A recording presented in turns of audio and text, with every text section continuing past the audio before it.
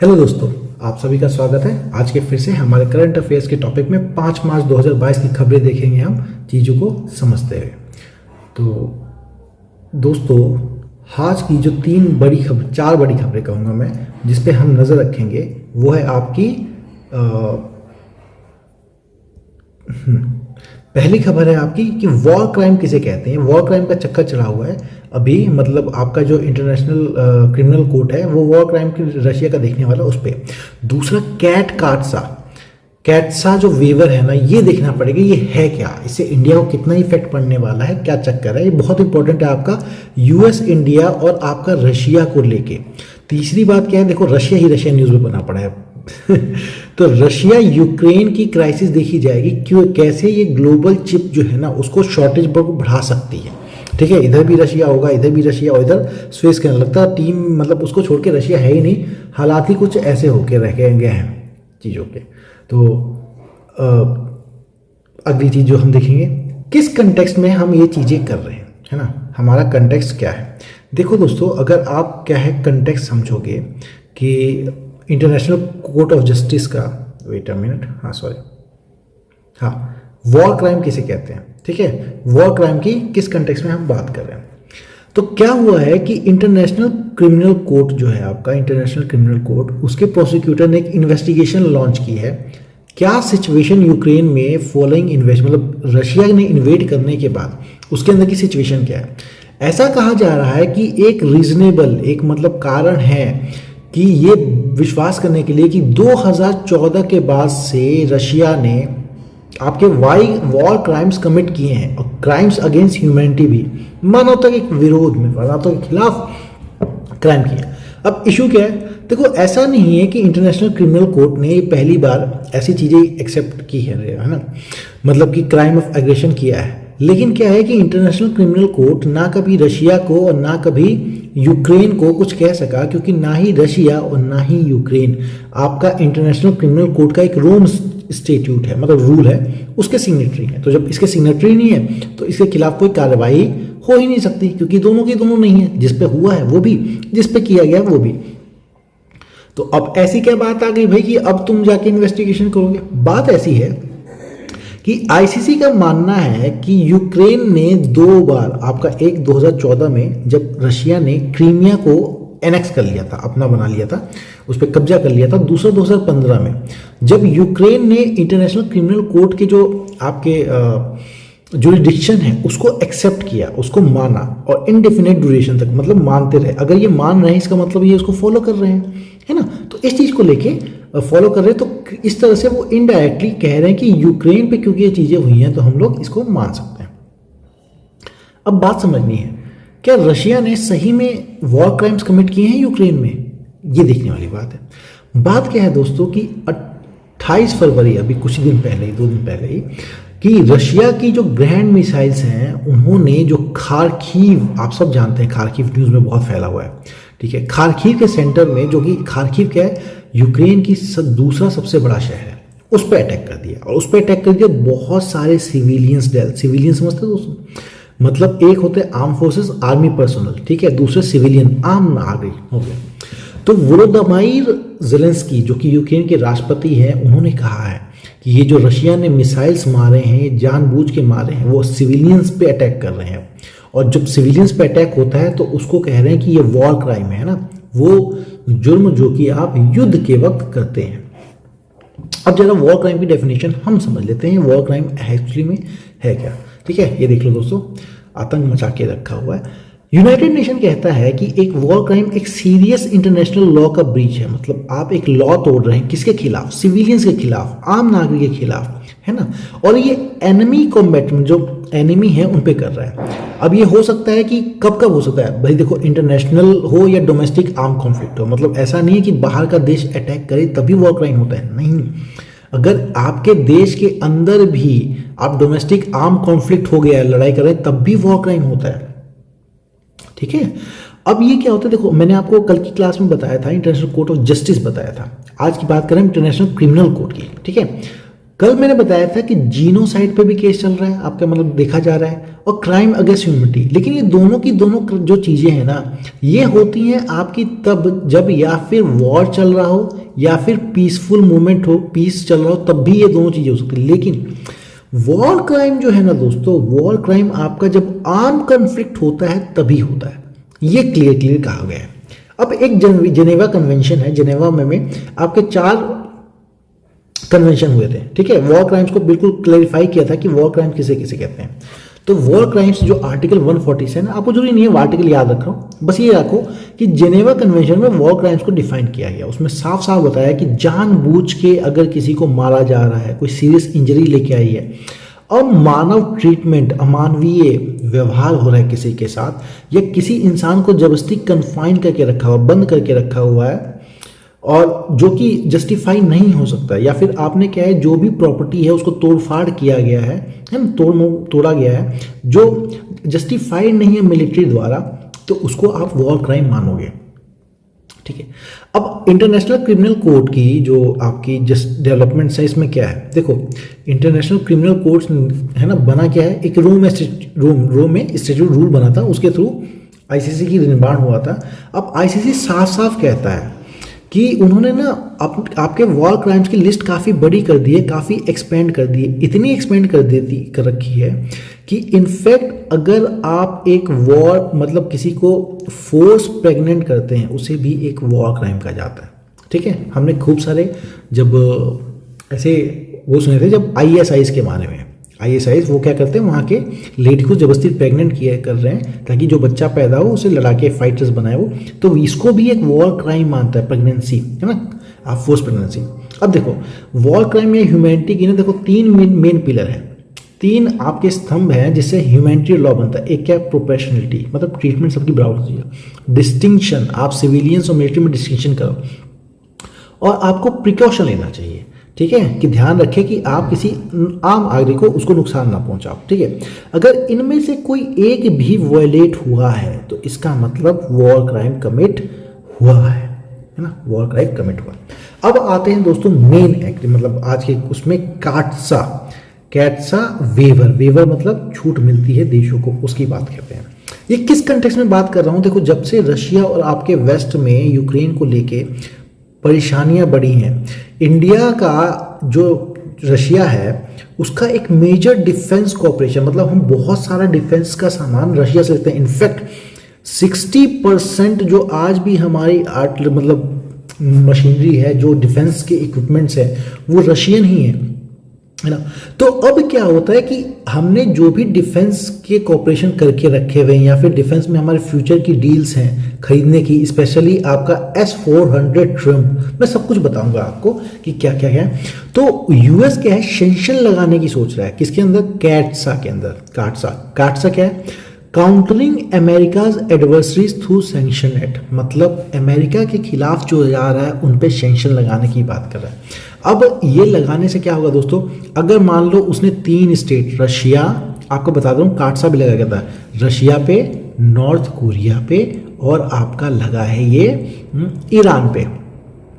इस पे क्या है, इन तीनों देशों के साथ जो देश भी डील करता है किस सिचुएशन में, डिफेंस में, तो उन पे भी हम सैंक्शन लगाएंगे, समझ गए। इन पे तो लगाया ही है, तुम पे भी लगाएंगे। अब दिक्कत क्या है, देखो कंसर्न क्या है, टेंशन जो है ना रशिया और यूक्रेन के साथ, इनके टेंशन होने के कारण जो मॉडर्नाइजेशन होना था आपका, नवीनीकरण होना था आपके जो ट्रांसपोर्ट फ्लीट है इंडियन एयरफोर्स की, वो नहीं हो पा रहा। और दूसरा उसके बाद क्या है कि और भी ज़्यादा डिले हुई तो रशिया के साथ डिलीवरी में वो होगा, है ना, पंगा होगा, क्योंकि रशिया के खुद के अपने कमिटमेंट है, डोमेस्टिक लड़ाई चली तो रशिया अपनी खुद के लिए बनाएगा पहले, तो उसके बाद ही सब वो करेगा। साथ में वेस्ट जो है आपका यूरोप, उस पर सैंक्शन भी लगाया जा रहा है। अब जरा एक बात बता देता हूँ, ये यूएस अगर सैंक्शन लगाता है आपका तो क्या क्या दिक्कत आएगी किन की देशों को। देखो जैसे इंडिया है, इंडिया ने तो $4.5 बिलियन की डील कर रखी है, वो 5S, ये देखो S आपके 400 खरीदना चाहता है। वैसे ही आपका चाइना ने तो क्या है, power of Siberia gas pipeline he Russia के साथ बना के रखी है, करीब $10 बिलियन का आप ट्रेड करके रखा है, प्रोजेक्ट्स फंसे हुए हैं। इंडोनेशिया ने तो आपके 11 आपके फाइटर जेट सुखोई 35 खरीदने की डील कर रखी है, उनके साथ दिक्कत है। फिर टर्की के साथ, टर्की ने भी आपका क्या है 2.5 बिलियन में यही जो S-400 लेना चाहती है वो लेना चाहती हैं। वियतनाम पे तो हद ही है, वियतनाम पे तो यूएस चाहता है कि रशिया से लेना ही बंद कर दे कुछ भी और सिर्फ हमसे हथियार खरीदने लगे, इस तरह की चीज है। वैसे ही आपका यूरोपियन यूनियन में भी जो कुछ आपकी कंपनीज हैं, जैसे यूके की डच रॉयल कंपनी है ना, विंडसर कंपनी, उन्होंने नॉर्ड स्ट्रीम 2 गैस पाइपलाइन बनाई है। दोस्तों आपके लिए स्पेशल है, पता करो ये नॉर्ड स्ट्रीम गैस पाइपलाइन कहाँ पे है, ठीक है, क्या काम करती है, बहुत स्पेशल है, बहुत न्यूज में आएगी, आपके लिए इंपॉर्टेंट होगी। अब एक बार को समझते हैं रशिया का इंडिया के साथ मिलिट्री ट्रेड की कहानी क्या है। देखो अभी अभी हमने 5.43 ट्रिलियन की S-400 खरीदने की डिफेंस डील के रखी है। तो अगर आप 2008 से अभी तक का देखो है ना, तो हमने $15 बिलियन का ट्रेड डील करके रखा हुआ है। इनफैक्ट मैंने आपको बताया था आज के दिन भी अभी भी 60% जो इंडियन मिलिट्री इन्वेंट्री है वो रशियन ओरिजिन की है। खासकर आपके fighter jet, tank, helicopter, submarines, ये सब के सब आपका रशियन ओरिजिन की है ना। और हमने इंडिया ने भी यूक्रेन के साथ एक सेपरेट डील करके रखी हुई है गैस टरबाइन इंजन के लिए, है ना, गैस टरबाइन इंजन फ्रिगेट्स में इस्तेमाल करने के लिए हमने करके रखी है। दूसरा यूक्रेन भी इन्वॉल्व है हमारे 100 AN-32 ट्रांसपोर्ट एयरक्राफ्ट जो इंडियन एयरफोर्स के हैं उनको अपडेट करने के लिए, अपग्रेड करने के लिए। तो हमारे यूक्रेन से भी रिश्ते हैं, हमें यूक्रेन से भी सपोर्ट चाहिए, हमें रशिया से भी चाहिए, ठीक है। तो हमारे मिलिट्री ट्रेड काफ़ी ज़्यादा है उनके साथ, ठीक है। अब समझते हैं ये S-400 की कहानी क्या है, डिफेंस मिसाइल सिस्टम ये करता क्या है और इंडिया को इसको ज़रूरत क्या है। देखो एक तो नहीं, ये सरफेस टू एयर मिसाइल है सिस्टम है, मतलब आपका इसके अंदर मिसाइल लगे होते हैं, इसमें मिसाइल छूट के अपने आप बाहर से कोई ऊपर आकाश में उड़ रहा हो तो उसको मार देते हैं। सरफेस टू एयर मतलब सरफेस टू एयर मिसाइल है, रशियन डिजाइन की है, इसे एसएम बोलते हैं, सरफेस टू एयर।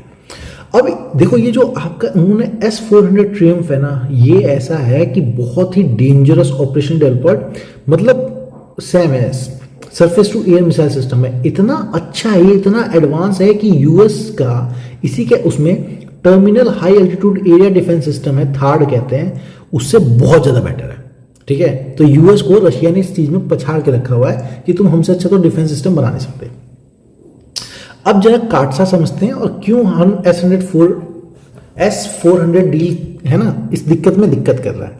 देखो दोस्तों, इंडिया एक बार रशिया के साथ अगर हम कंपैरिजन करें कि उसमें, तो रशिया ने क्या है कि 1960 से लेके अभी तक हमने $65 बिलियन का ट्रेड कर रखा है रशिया के साथ। इसमें क्या क्या है, आपका Sukhoi 30, MiG, submarine, tower, Vikramaditya aircraft, INS, सब कुछ है ना।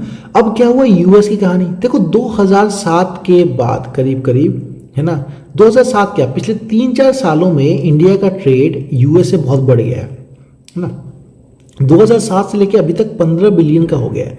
इसमें क्या क्या है आपका, देखो ये आईएनएस विक्रमादित्य जो है रशिया का है, और आपका यूएस हमने क्या किया है, G17 ग्लोब मास्टर 13, ये देखो दोस्तों, IAF एयरक्राफ्ट है ना, इंडियन एयरफोर्स C17, देखो है ना कितना बड़ा ग्लोब मास्टर हमने ये लिया है आपके उससे। ऐसे ही आपके और भी आके हैं 57 मल्टीपल फाइटर जेट एक करना चाहते हैं हम सोच रहे हैं कि F-16 लेंगे आपके यूएस से, उसमें क्या 20 बिलियन डॉलर का ट्रेड होगा, है ना। तो इस तरह की हमारी फ्यूचर इनके साथ भी है, वैसे ही फ्यूचर हमारी रशिया के साथ भी, हमें दोनों चाहिए। अब देखो मैंने क्या बताया था आपको, countering America's adversaries through sanction act, CAATSA, ये लगाते हैं। इसका काम क्या है कि ईरान, रशिया और नॉर्थ कोरिया, इनको परेशान किया जाए पनिटिव मेजर, मतलब कोई दुनिया के लोग इनके साथ ट्रेड ना करें, कोई देश ना करे, तो इनको मतलब रोकना है। तो इनको रोकने के लिए क्या है कि अगर जो ट्रेड कर रहा है उस पर लगाम लगाओ, तो करेंगे नहीं। 2017 में बनाया गया था ये आपका काटसा। इसमें सेंक्शन किस पे लगाते हैं, इस पे सेंक्शन लगा, मतलब इन पे तो है ही है सेंक्शन, साथ में सेंक्शन उन पे भी लगता है जो सिग्निफिकेंट ट्रांजैक्शन करते हैं रशिया के डिफेंस और इंटेलिजेंस सेक्टर पे। तो इंडिया ने अगर ट्रेड किया तो आपका काटसा लग गया, है ना। अभी तक तो वेवर बचा हुआ है ना। तो सेंक्शन क्या क्या लगेंगे दोस्तों, मैं जरा बता देता हूँ कौन कौन से सेक्शन लग जाएंगे। इसमें क्या करते हैं कि जिस पे जैसे इंडिया पे मान लो सैंक्शन लगा है तो इंडिया को लोन देना बंद होगा, एक्सपोर्ट इंपोर्ट बैंक ना कोई सपोर्ट नहीं करेगी इंडिया के एक्सपोर्ट इंपोर्ट को। दूसरा क्या है कि वीज़ा, अगर कोई आदमी इन दो देशों के साथ ट्रेड करता है तो उनके वीज़ा कैंसिल हो जाएंगे, आदमी की बात करूँ मैं, ठीक है। और प्रोक्यूरमेंट, यूनाइटेड स्टेट उस देश से सामान नहीं खरीदेगा, गवर्नमेंट प्रोक्यूरमेंट खरीदेगी, मतलब उस स्टेट से ट्रेड ही बंद कर देगी। अब मैं चला आपको ये S-400 सिस्टम जिसकी हम लेना चाहते हैं इसकी एडवांसमेंट बताता हूँ। देखो दोस्तों क्या है, इसका ये एक रडार सा होता है, यह क्या करता है, हवाई जहाज अगर कोई उड़ रहा है इसको कैप्चर कर लेता है कि हाँ भाई कोई हवाई जहाज उड़ रहा है, ठीक है।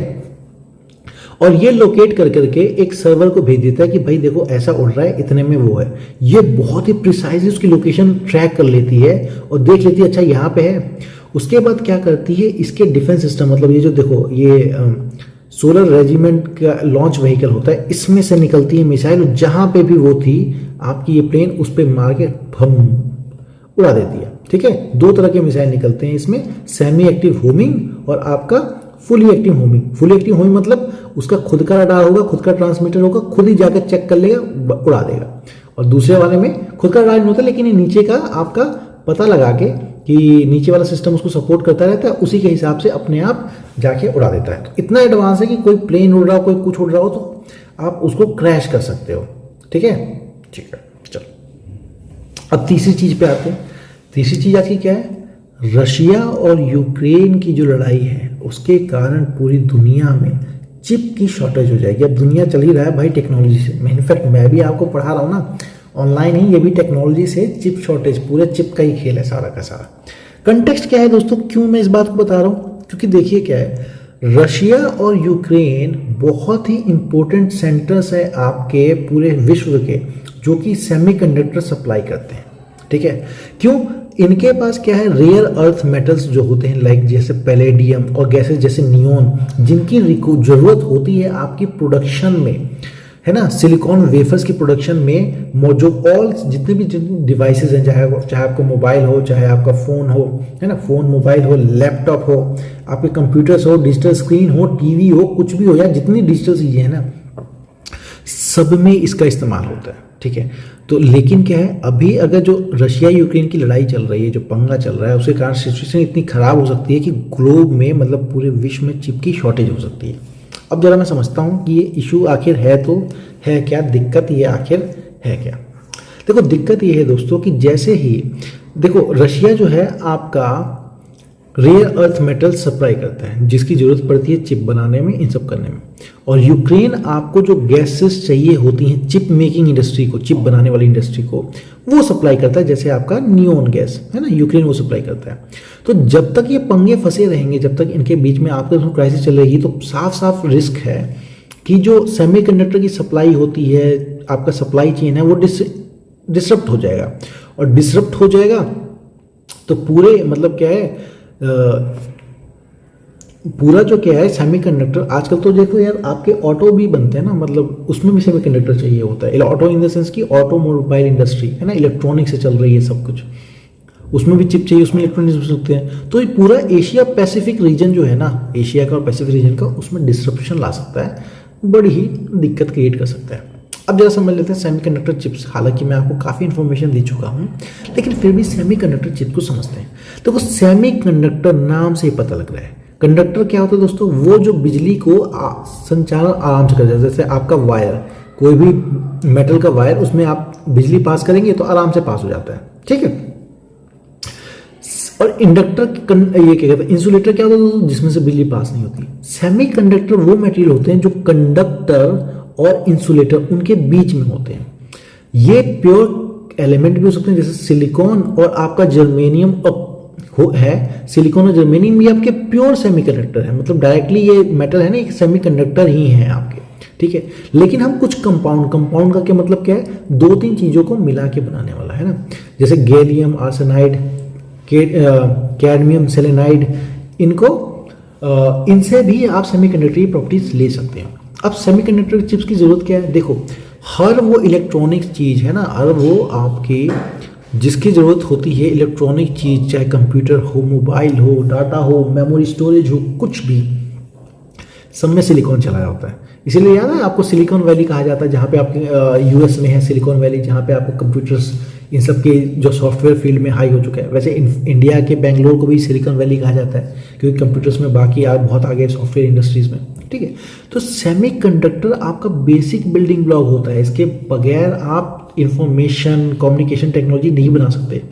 मतलब आपका जो कहते हैं ना दिल और दिमाग, जो भी अभी करंट मॉडर्न इलेक्ट्रॉनिक्स है उसका दिल और दिमाग ही सेमीकंडक्टर होता है।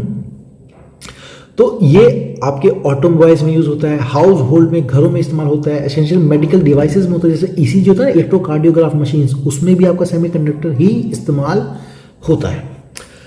अब क्या है, एक चीज देखिए रिसेंट इंक्रीज, अभी खासकर तेजी आ गई है इसके डिमांड में। क्यों?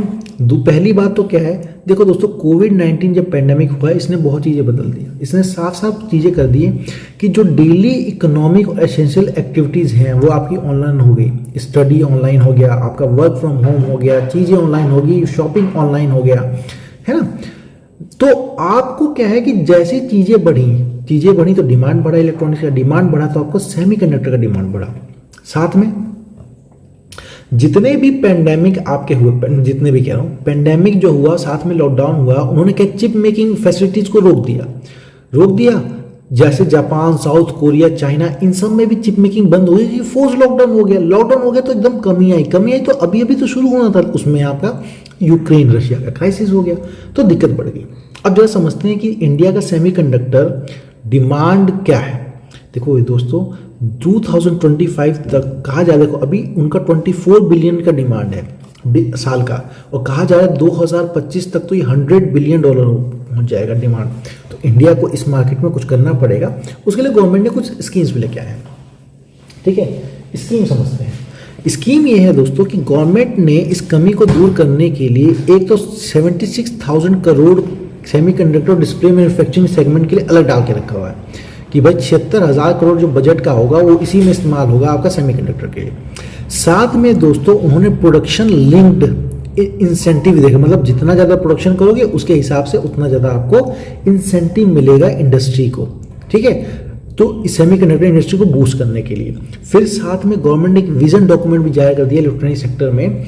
उन्होंने कहा कि इंडिया के पास इलेक्ट्रॉनिक प्रोडक्शन पहुंचने का इतना ज़्यादा पोटेंशियल है कि हम 22 लाख करोड़ तक पहुंच सकते 2026 में, ठीक है। साथ में हमने एक स्पेक्स लॉन्च किया हुआ। स्पेक्स क्या है? Scheme for promotion of manufacturing of electronic components and semiconductors. इससे क्या होगा, आपका बजट आउटले 3,285 करोड़ का अलग रखा गया है कि आप सेमीकंडक्टर पे काम करें। 8 सालों के अंदर ये काम होगा आपका इलेक्ट्रॉनिक्स कंपोनेंट की मैन्युफैक्चरिंग के लिए। लेकिन दिक्कतें बहुत हैं, ऐसा नहीं चीज़ें आसान है। पहला बात क्या है, क्योंकि सिलिकॉन कह रहा हूँ मैं आपका दोस्तों, सेमीकंडक्टर में इन्वेस्टमेंट बहुत ज़्यादा चाहिए, बहुत ज़्यादा पैसा चाहिए, और इंडिया उतना जितना इसने कहा ना 76,000 करोड़, इतने से काम नहीं चलेगा। दूसरा क्या है, सरकार जो फाइनेंशियल सपोर्ट कर रही है वो बहुत कम है, इंडस्ट्री को ही आना पड़ रहा है तभी सपोर्ट हो पा रहा है। दूसरा क्या है, इंडिया के पास कमी है फैब्रिकेशन कैपेसिटीज़ की, मतलब इंडिया खुद की सेमीकंडक्टर डिवाइसेस बना नहीं पा रहा है, सब कुछ इंपोर्ट हो रहा है ना। वही जो प्रोडक्शन लिंक्ड स्कीम है उसके हिसाब से जो ग्रांट्स मिल रहे हैं दोस्तों बहुत ही कम है, ठीक है। और रिसोर्स जो है आपके इनएफिशिएंट है इस सेक्टर में, बहुत ही कम रिसोर्सेज का इस्तेमाल, मतलब रिसोर्सेज हैं बहुत ही, मतलब हमारे पास जो खुद के बनने वाले हैं वो बहुत कम है, तो आपको इस सेक्टर में आपके रिसोर्सेज कम। चौथी खबर पे आते, स्वेज कैनल पे। अभी स्वेज कैनल की खबर मैं आपको लेके क्यों आया हूँ, क्योंकि लेके इसलिए आया हूँ क्योंकि जो आपका इजिप्ट है, एक तो उसके पास पैसों की कमी आ गई है। अब पैसों की कमी आ गई है ना, तो उसने क्या किया है, जो स्वेज कैनल से है ना, स्वेज में है से जितना भी आपका ये ट्रांजिट फी होती है, जितना भी आपका वो होता है, तो उसमें 10% की इंक्रीज कर दी है। मतलब यहाँ से देखो स्वेज कैनल में थोड़ा सा दिखा दो, स्वेज कैनल के बारे में बता दूं। देखो ये स्वेज कैनल है, ये रेड सी है, रेड सी ये आपकी अरेबिया, ये आपका इजिप्ट है। मतलब स्वेज कैनल ये देखो इजिप्ट है, इजिप्ट के ही बीच से ये बनाया गया है, ये नेचुरल नहीं दोस्तों, ये मैन मेड है। तो स्वेज कैनल क्या है, आर्टिफिशियल सी लेवल वाटरवे है ना, आर्टिफिशियली बनाया गया है, जो आपका नॉर्थ साउथ इस्टमो से स्वेज, ये जो स्वेज है ना, स्वेज इससे जाती है, और ये इजिप्ट में है, इधर भी आपका इजिप्ट है, इधर भी इधर, दोनों इजिप्ट के बीच में है। ये मेडिटेरियन सी को रेड सी से कनेक्ट करती है, याद रखना।